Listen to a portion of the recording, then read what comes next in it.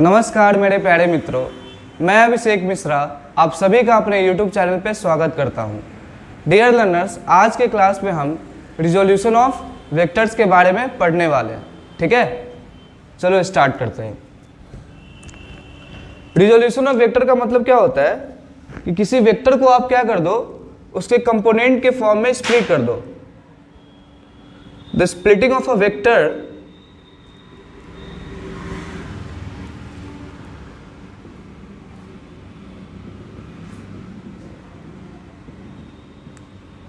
into its component, ठीक है, known as resolution of vector।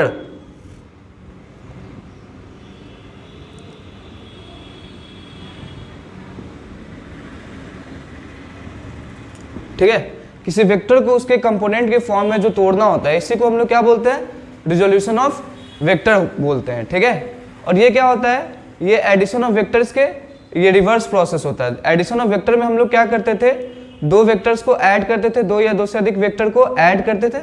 लेकिन हम रिजोल्यूशन ऑफ वेक्टर में क्या पढ़ेंगे, किसी एक वेक्टर को रिजॉल्व करेंगे दो कंपोनेंट में। ठीक है, it is the reverse process of addition of vector.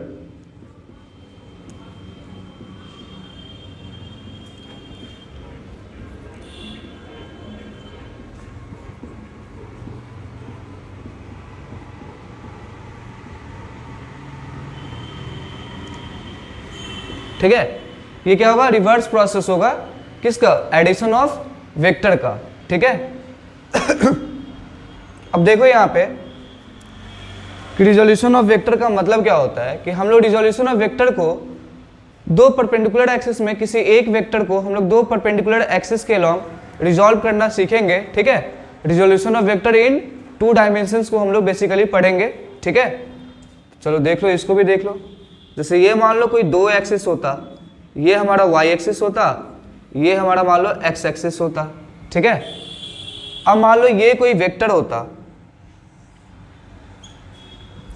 ये कोई वेक्टर आर होता। ठीक है, अब इस वेक्टर आर को, ये वेक्टर कोई आर, ये वेक्टर कोई आर होता, और चलो ये एक्स एक्सिस के साथ मान लो कितना एंगल बना रहा होता, एक्स एक्सिस के साथ थीटा एंगल बना रहा होता। ठीक है, अब इस वेक्टर को रिजॉल्व करना होता हमें अगर एक्स डायरेक्शन और वाई डायरेक्शन में, तो एक्स डायरेक्शन में हम कैसे रिजॉल्व करते हैं, ऐसे मान लो ये परपेंडिकुलर ड्रॉप कर दो और इस लेंथ को कैलकुलेट करो, ये क्या आएगा, आर कॉस थीटा। और वैसे ही वाई डायरेक्शन में आप परपेंडिकुलर ड्रॉप करो वाई एक्सिस पे, और ये लेंथ कितना आएगा, आर साइन थीटा। ठीक है, ये क्या आएगा, आर कॉस थीटा, ये क्या आएगा, आर साइन थीटा। मतलब हम लोग क्या कर सकते हैं, इस वेक्टर आर को ऐसे भी लिख सकते हैं, r cos theta i cap plus r sine theta j cap. ठीक है, इस वेक्टर को हम लोग क्या लिख सकते हैं, r cos theta i cap plus r sine theta j cap. मतलब इस वेक्टर आर का अगर मैं आपसे पूछूं कि बताओ एक्स डायरेक्शन में क्या कंपोनेंट होगा, तो आप क्या बोलोगे, आर कॉस थीटा। और वाई डायरेक्शन में अगर मैं आपसे कंपोनेंट पूछूं, तो अगर इस वेक्टर आर का मैं आपसे वाई डायरेक्शन में कंपोनेंट पूछूं, तो वाई डायरेक्शन में मैंने क्या किया, कितना आया हमारा कंपोनेंट, आर साइन थीटा। ठीक है, कितना आ गया, आर साइन थीटा। तो यहां मैंने क्या किया, किसी एक वेक्टर आर को दो परपेंडिकुलर एक्सिस एक्स और वाई के अलॉन्ग मैंने क्या कर दिया, रिजॉल्व कर दिया। ठीक है, दो परपेंडिकुलर एक्सिस एक्स एक्स और वाई एक्सिस के अलॉन्ग मैंने क्या कर दिया, रिजॉल्व कर दिया। ठीक है, तो ये जो हो गया बेसिकली, ये क्या हो गया हमारा, resolution of vector in two dimension हो गया। Resolution of vector in two dimension हो गया। दो डायमेंशन में हमने क्या किया, वेक्टर को रिजॉल्व कर दिया। Resolution of vector in two dimension, इसी को हम लोग क्या बोलते हैं, resolution of vector in two dimension बोलते हैं। ठीक है, और इसको बोला जाता है कि वेक्टर को, किसी वेक्टर आर को मैंने क्या किया, दो परपेंडिकुलर एक्सिस के अलॉन्ग रिजॉल्व कर दिया। और इसी प्रोसेस को ये भी बोला जाता है resolution of a vector into its rectangular component, resolution of a vector into its rectangular component. ठीक है,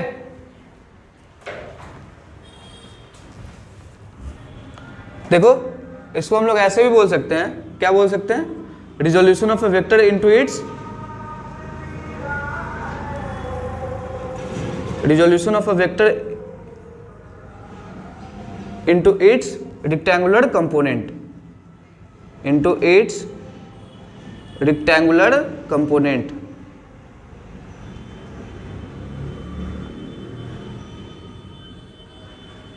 ठीक है, किसी वेक्टर को आप क्या कर रहे हो, उसके रेक्टेंगुलर कंपोनेंट में रिजॉल्व कर रहे हैं। ठीक है, मैंने क्या लिया, एक वेक्टर r था, उसको हमने क्या किया, दो एक्सिस के अलॉन्ग, एक तो x एक्सिस और एक y एक्सिस के अलॉन्ग क्या किया, रिजॉल्व कर दिया। ठीक है, एक x एक्सिस और एक y एक्सिस के अलॉन्ग रिजॉल्व कर दिया। और इसी प्रोसेस को क्या बोलते हैं हम लोग, resolution of a vector it into its rectangular component. ठीक है, मैंने क्या किया, इसके रेक्टेंगुलर कंपोनेंट के अलॉन्ग वेक्टर को रिजॉल्व कर दिया। ठीक है, आप नोट कर लो, नोट कर लो, नोट कर लिया क्या, चलो बहुत बढ़िया।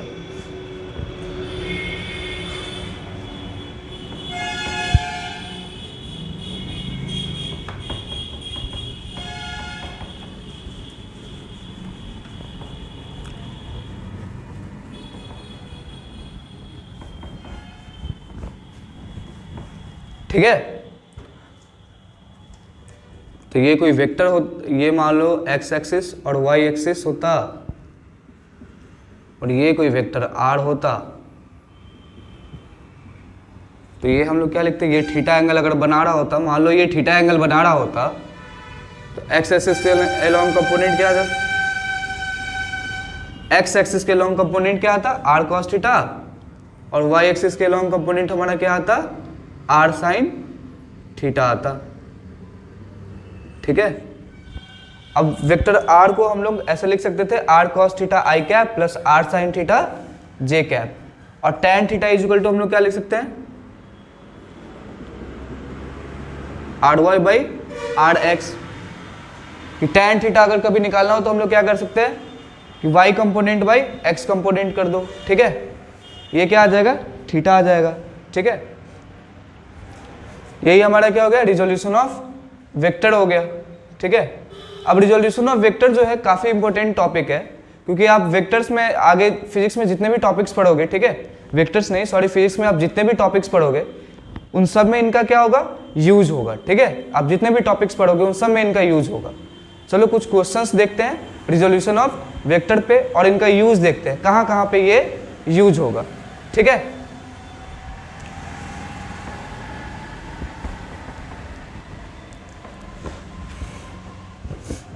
यूजेस जैसे मान लो मैं आपसे बोलता कि ये कोई फोर्स होगा, ये कोई फोर्स होता, ठीक है,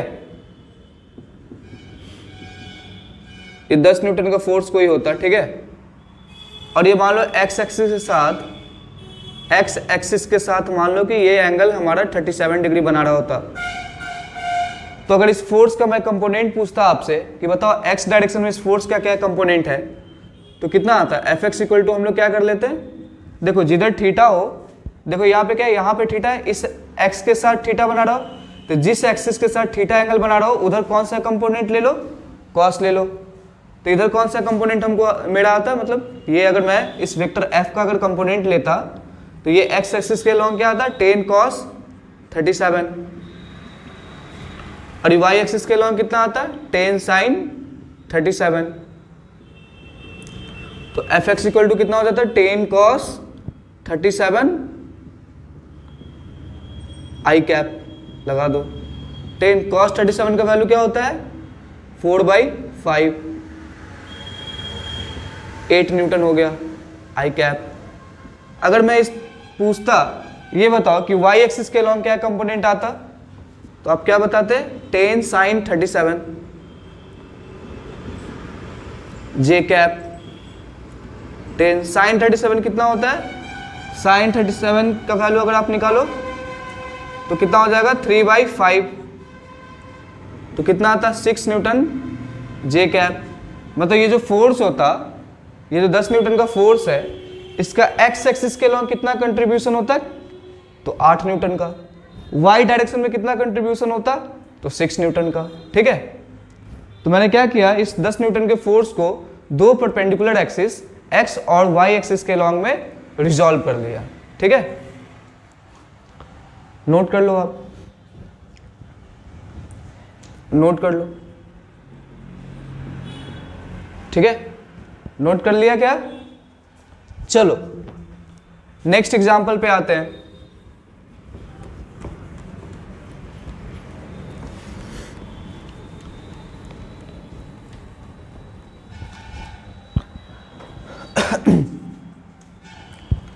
अब मान लो कोई दो फोर्स होता,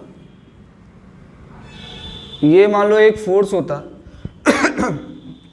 ये मान लो फोर्स F1 होता जो 10 न्यूटन का होता, और ये एंगल मान लो 37 डिग्री होता। कोई दूसरा फोर्स होता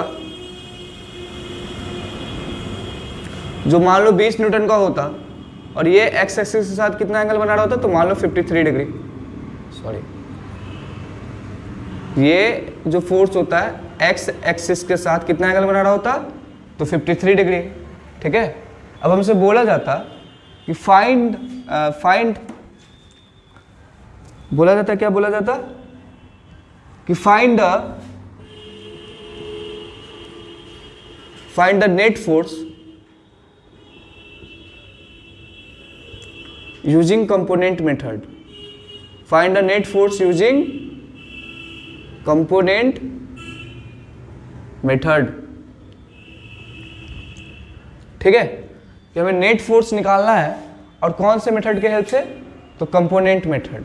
ठीक है, मतलब हमें क्या करना पड़ेगा, पहले इन दोनों फोर्स का कंपोनेंट लेना पड़ेगा कि ये एक्स डायरेक्शन में कितना आएगा, ये वाई डायरेक्शन में कितना आएगा, और उसके बाद हमें क्या करना पड़ेगा, ऐड करना पड़ेगा। ठीक है, find a net force. Net force निकालना है तो हम क्या करेंगे, F1 और F2 को ऐड करेंगे।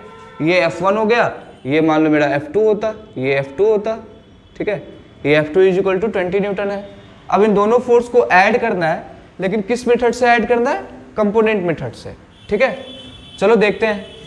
इस F1 का अगर आप कंपोनेंट लो x डायरेक्शन में, तो कितना आ जाएगा, इधर अगर आप देखो x डायरेक्शन में अगर आप लो F1 का कंपोनेंट, तो कितना आएगा, तो 10 cos 37। और इस F2 का कंपोनेंट लो अगर आप x डायरेक्शन में, तो ये कितना आएगा, 20 cos 53। ठीक है, ऐसे ही आप y डायरेक्शन में अगर इस F1 का कंपोनेंट लो, तो क्या आएगा, 10 sin 37। और इस F2 का कंपोनेंट लो, तो ये क्या आएगा, 20 sin 53। ठीक है, मतलब ये F1 अगर वेक्टर फोर्स F1 का कंपोनेंट x डायरेक्शन में कितना हो जाता, 10 cos 37, मतलब 10 cos 37 का वैल्यू कितना हो गया, 4/5, कितना होता है, 8 न्यूटन आई कैप। और इसका y डायरेक्शन में अगर कंपोनेंट पूछता तो वो कितना हो जाता है, 10 sin 37। sin 37 कितना होता है, 3/5, 6 न्यूटन जे कैप। ठीक है, और अगर मान लो मैं F2 का कंपोनेंट आपसे पूछता है कि F2 का कंपोनेंट y डायरेक्शन में कितना हो गया है, सॉरी x डायरेक्शन पहले बता दो, x डायरेक्शन में कितना हो गया है, तो 20 cos 53, 20 into cos 53, 3/5, 12 न्यूटन आई कैप। अगर मैं आपसे पूछता ये F2 का कंपोनेंट आप y डायरेक्शन में बताओ, तो वो कितना हो जाता, 20 sin 53, 4/5, कितना आता, 16 न्यूटन जे कैप। अब हमें क्या करना है, इनको ऐड करना है। तो ऐड करने के लिए हम क्या करेंगे, x डायरेक्शन वाले को x डायरेक्शन वाले के साथ, और y डायरेक्शन वाले को y डायरेक्शन वाले के साथ ऐड कर देंगे। ठीक है, अब क्या करना है, हमें F1 और F2 को ऐड करना है। तो हम क्या करेंगे, x वाले को x वाले के साथ और y वाले को y वाले के साथ ऐड करेंगे। तो देखो यहाँ पे नेट फोर्स कितना आता, x में देखो कितना है, यहाँ 8 न्यूटन है, यहाँ कितना है 12 है, 12 8 20, ठीक है 20 न्यूटन आई कैप। y डायरेक्शन में देखो यहाँ 6 न्यूटन, यहाँ कितना है 16 न्यूटन, कितना हो गया 16 और 6 22, 22 न्यूटन जे कैप, ठीक है। देखो कितना आ जाता है 20 न्यूटन आई कैप, 22 न्यूटन जे कैप, ठीक है। अब इनका रिजल्टेंट का मैग्नीट्यूड अगर मैं निकालता तो वो कितना आ जाता, √20 का स्क्वायर प्लस 22 का स्क्वायर, ठीक है। यही हमारा क्या हो जाता, रिजल्टेंट फोर्स का मैग्नीट्यूड हो जाता, ठीक है, ठीक है। तो यहाँ पे मैंने क्या किया, वेक्टर F1 और वेक्टर F2 को ऐड तो किया, लेकिन कौन से मेथड से, तो कंपोनेंट मेथड से ऐड किया। ऐड करने का तो तरीका हम पहले भी जानते थे, analytical method of vector addition से भी ऐड कर सकते थे, ठीक है। लेकिन यहाँ पे चलो एक नया तरीका सीखा हमने कि कंपोनेंट मेथड से भी हम क्या कर सकते हैं, वेक्टर को ऐड कर सकते हैं, ठीक है। नोट कर लो, आप नोट कर लो, नोट कर लिया क्या, चलो बहुत बढ़िया। इरेज करूं,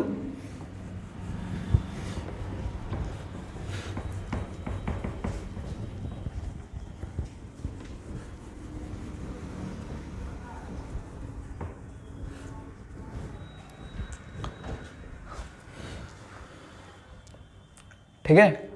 अब चलो दूसरा क्वेश्चन देखते हैं रिजोल्यूशन ऑफ वेक्टर पे। ये जैसे मान लो, फिर से एक क्वेश्चन देख लो, ये कोई फोर्स मान लो, ये फोर्स ही होता, ठीक है, ये फोर्स होता है F1। मान लो मैं लेते यहाँ पे कितना ले लूँ, 50 न्यूटन ले लेता हूँ, और एंगल कितना ले लूँ, चलो 37 डिग्री ले लेता हूँ,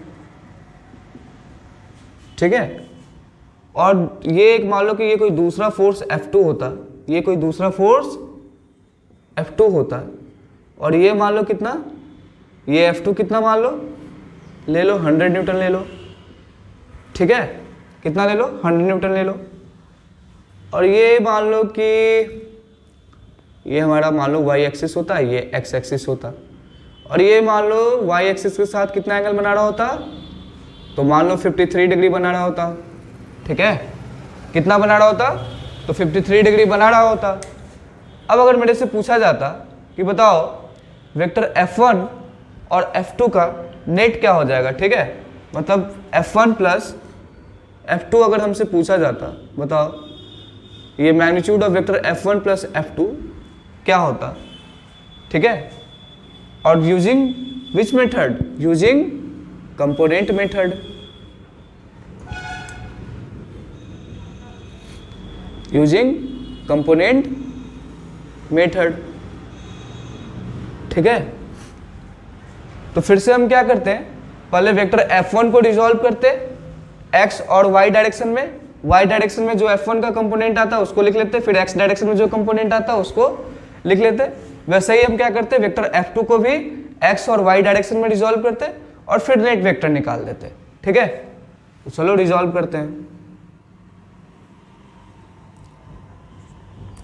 इस वेक्टर F1 का x डायरेक्शन में अगर कंपोनेंट देखो तो कितना आ जाएगा, 50 cos 37।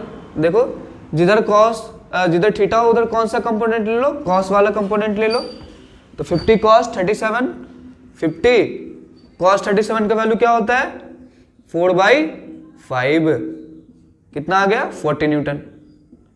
ऐसे ही अगर मैं तुमसे पूछता, बताओ वेक्टर F1 का ये जो फोर्स F1 है इसका y डायरेक्शन में कितना कंपोनेंट आ जाता, तो 50 sin 37,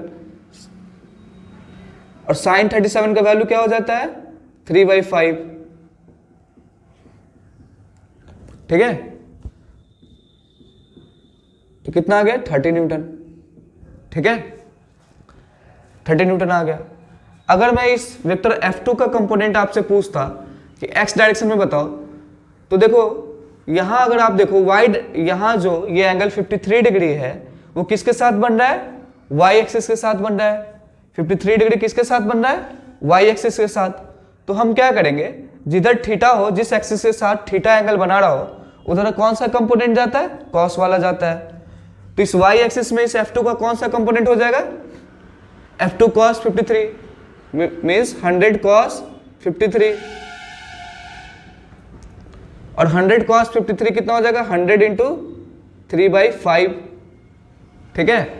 100 इंटू कितना हो जाएगा, 3/5, ठीक है। तो अगर आप इसको काट दो तो ये कितना हो गया, 20, मतलब कितना आ गया, ये 60 न्यूटन आ गया। और इस F2 का कंपोनेंट आप ये x डायरेक्शन में देखो तो कितना आ जाएगा, 100 इंटू साइन 53। साइन 53 का वैल्यू क्या होता है, 4/5, कितना आ गया, 80 न्यूटन आ गया, ठीक है। अब देखो,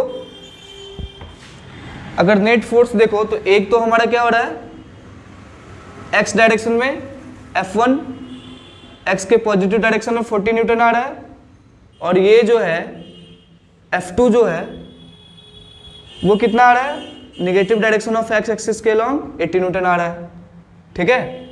फिर F1 का कंपोनेंट y डायरेक्शन में कितना आ रहा है, तो ऊपर की 30 न्यूटन आ रहा है। फिर F2 का कंपोनेंट y डायरेक्शन में कितना आ रहा है, तो 60 न्यूटन आ रहा है। अब देखो, नेट फोर्स अगर मैं निकालना होता, अगर हमें नेट फोर्स का मैग्नीट्यूड निकालना होता, यहाँ देखो ये 80 न्यूटन क्या है, 40 न्यूटन से बड़ा है, दोनों अपोजिट डायरेक्शन में है एक दूसरे के। तो आप क्या कर दो, 80 में से 40 को घटा दो तो कितना आएगा, 40 न्यूटन, ठीक है। 80 में से 40 घटा दो, कितना आएगा, 40 न्यूटन। मतलब नेट फोर्स जो हो जाएगा इस डायरेक्शन में कितना होगा, 40 न्यूटन हो जाएगा, ठीक है, एक्स डायरेक्शन में। और वाई डायरेक्शन में अगर आप देखो 60 + 30 कितना होगा, तो वाई डायरेक्शन में 60 + 30 मिलने के बाद कितना हो जाएगा ओवरऑल, तो 90 न्यूटन हो जाएगा, ठीक है। ये 90 न्यूटन हो गया। तो नेट फोर्स कैसे जाता, तो ऐसे जाता, ठीक है। तो नेट फोर्स का अगर मैग्नीट्यूड हमें निकालना होता तो हम क्या करते, यहाँ देखो दोनों फोर्स के बीच में एंगल कितना है, 90 डिग्री है। तो मैग्नीट्यूड निकालने के लिए हम लोग क्या करते हैं, F net =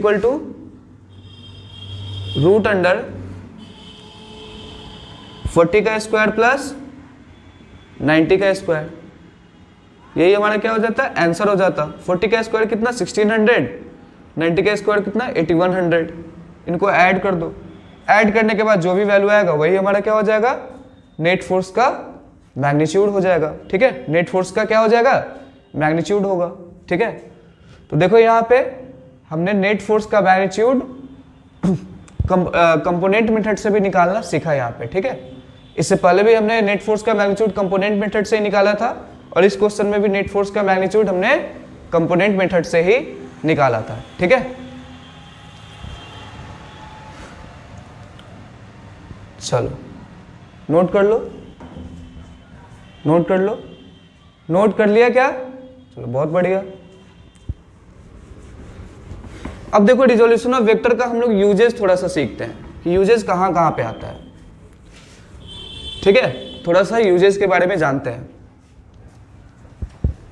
जैसे यूजेस आपको दिखेगा, कहाँ पे दिखेगा, सबसे पहले आप काइनेमेटिक्स बेसिक मैथमेटिक्स ओवर होने के बाद मैं जब काइनेमेटिक्स पढ़ाऊंगा तो काइनेमेटिक्स में एक टॉपिक आएगा हमारा प्रोजेक्टाइल मोशन। कौन सा मोशन, प्रोजेक्टाइल मोशन। अब प्रोजेक्टाइल मोशन क्या होता है, तो देखो क्या होगा कि ऐसे कोई पार्टिकल को हम लोग क्या करते हैं, किसी एंगल पे थ्रो करते हैं, कि किसी पार्टिकल को कुछ वेलोसिटी u से क्या करते हैं, किसी एंगल पे थ्रो करते हैं, ठीक है।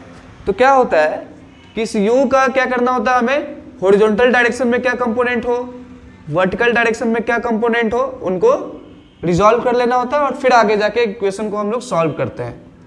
तो हॉरिजॉन्टल डायरेक्शन में u cos थीटा, और वर्टिकल डायरेक्शन में देखते तो कितना आता है, u sin थीटा आता, ठीक है। तो ऐसे रिजॉल्व करके हम इस तरह के मोशंस को पढ़ते हैं, वेलोसिटी को रिजॉल्व करके x और ये एक हॉरिजॉन्टल डायरेक्शन और एक वर्टिकल डायरेक्शन में रिजॉल्व करके हम लोग क्या करते हैं, इस मोशन को पढ़ते हैं, ठीक है, प्रोजेक्टाइल मोशन को। तो वहां यूजेज हो जाएगा, ठीक है। और कहाँ पे यूजेज होगा, एनएलएम आप पढ़ोगे, वैसे तो पूरा फिजिक्स में ही यूज होगा, रिजोल्यूशन ऑफ वेक्टर का यूज पूरा फिजिक्स में ही होता है, ठीक है, लेकिन मैं बेसिक कुछ बता दूं।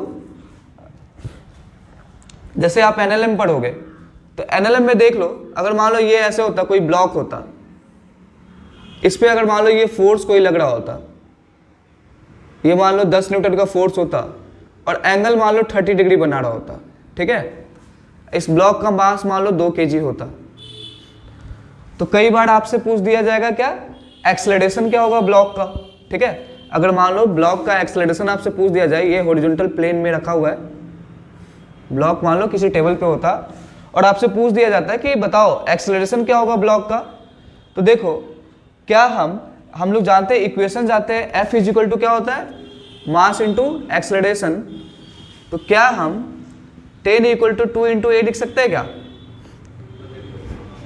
और a is equal to 5 metre per second square है, क्या ये सही होगा क्या, नहीं बिल्कुल नहीं होगा, ठीक है, क्योंकि ब्लॉक का डिस्प्लेसमेंट किस डायरेक्शन में हो रहा है, तो ब्लॉक का डिस्प्लेसमेंट x डायरेक्शन में हो रहा है, तो फोर्स भी हम किस डायरेक्शन का लेंगे, x डायरेक्शन का लेंगे।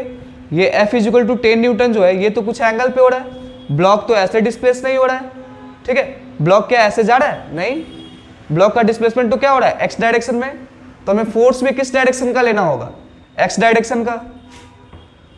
तो इस फोर्स को रिजॉल्व करते हम कितना करते हैं, 10 cos 30 10 इंटू 1/2 5 न्यूटन, मतलब x डायरेक्शन में इस फोर्स का क्या कंपोनेंट रहता है, 5 न्यूटन, y डायरेक्शन में 10 sin 30, 10 cos 30 का वैल्यू √3/2 होता है, सॉरी 5 न्यूटन नहीं आएगा, √3/2, 5 √3/2 न्यूटन आ जाएगा, 5 √3 न्यूटन आएगा, एक्चुअली 5 √3 न्यूटन आएगा, ठीक है, और इधर 10 sin 30 1/2, ये कितना हो गया, 5 न्यूटन हो गया। तो F इक्वल टू एम में हम लोग क्या लिखते हैं, 5 √3 इज इक्वल टू 2 इंटू ए, तो यहाँ से a क्या आ जाता है हमारा, 5 √3/2 मीटर पर सेकेंड स्क्वायर, ठीक है, कितना आ जाता है, 5 √3/2 मीटर पर सेकेंड स्क्वायर, ठीक है, तो ये क्या हो जाता है हमारा एक्सीलरेशन हो जाता है, ठीक है। ये देखो ये क्या हो गया, गलत हो गया ना, तो देखो रिजोल्यूशन ऑफ वेक्टर अगर हमें नहीं पता होता तो क्या हम इस क्वेश्चन को सही से कर पाते, नहीं कर पाते, ठीक है। ऐसे ही रिजोल्यूशन ऑफ वेक्टर का हर जगह पे यूज होगा, पूरे फिजिक्स में इस टॉपिक का यूज होगा, ठीक है। एक दो जगह और देख लो, जैसे आप एक दो जगह और देख लो, एक दो एग्जांपल और देख लो। जैसे ये मान लो ये एक इंक्लाइन प्लेन होता, ये मान लो एक इंक्लाइन प्लेन होता और ये मान लो कुछ एंगल थीटा होता, और इस पे मान लो कि एक बॉक्स रखा होता, ऐसे क्या होता है, एक बॉक्स रखा होता, ठीक है।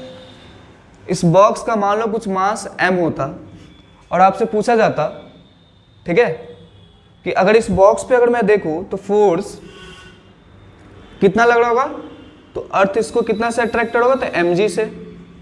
अर्थ किसी भी ऑब्जेक्ट को क्या करता है, अपने सेंटर की तरफ mg से अट्रैक्ट करता है, तो इस बॉक्स को भी क्या कर रहा होगा, mg से अट्रैक्ट कर रहा होगा। और अगर आपसे पूछा जाता कि बताओ इस mg का कंपोनेंट इस ये जो इंक्लाइन प्लेन है उसके डायरेक्शन में कितना आता और परपेंडिकुलर टू द इंक्लाइन कितना आता, मतलब एक तो इस डायरेक्शन में कितना आता और दूसरा मान लो कि ये डायरेक्शन अगर हम लेते, ये परपेंडिकुलर डायरेक्शन अगर हम ले लेते ये ऐसे, तो इस mg का कंपोनेंट अगर हमें निकालना होता है कि एक तो ये बताओ कि परपेंडिकुलर डायरेक्शन में कितना आता और ये अलोंग द इंक्लाइन कितना आता, तो हम लोग कैसे निकालते हैं, तो यहाँ भी हम लोग रिजोल्यूशन ऑफ वेक्टर को यूज करते हैं। देखो ये अगर थीटा है तो ये कितना हो जाएगा, ये 90 माइनस थीटा एंगल हो जाएगा, होगा कि नहीं होगा, बिल्कुल होगा, होगा। अब देखो ये mg है, तो mg का कंपोनेंट ये अलोंग द इंक्लाइन कितना आता है, mg cos 90 माइनस थीटा, ठीक है, कितना आता है mg का component along the incline, mg cos 90 minus theta, और परपेंडिकुलर टू द इंक्लाइन कितना आता है, mg sin 90 माइनस थीटा। और देखो cos 90 माइनस थीटा कितना होता है, sin थीटा, तो अलोंग द इंक्लाइन कितना आ जाता है, mg sin थीटा, और परपेंडिकुलर टू द इंक्लाइन कितना आ जाता है, mg cos थीटा। ठीक है, ये देखो perpendicular to the incline plane कितना आता है, mg cos थीटा, क्योंकि साइन 90 माइनस थीटा कितना होता है, cos थीटा। और यहाँ अगर हम along द इंक्लाइन देखते हैं तो cos 90 माइनस थीटा कितना होता है, साइन थीटा, तो mg साइन थीटा आ जाता।